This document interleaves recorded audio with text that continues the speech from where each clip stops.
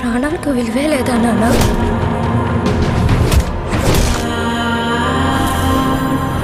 మనల్ని ఎంత హింసించి మన కష్టాన్ని దోచుకుంటున్నారు.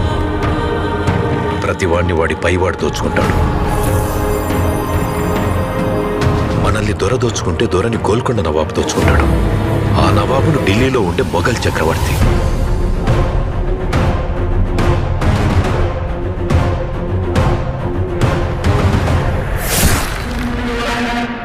మన పైనున్న ఈ దొంగలందరినీ దోచుకోవడానికి ఆ భగవంతుడు ఖచ్చితంగా ఒకరిని పంపిస్తాడు.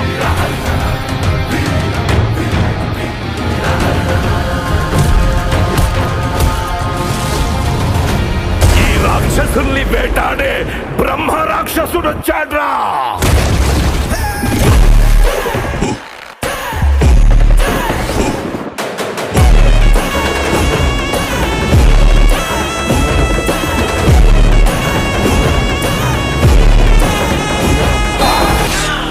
కొన్ని వందల రాజ్యాలు ఆ ఖడ్గానికి తల వంచి బానిసలైతే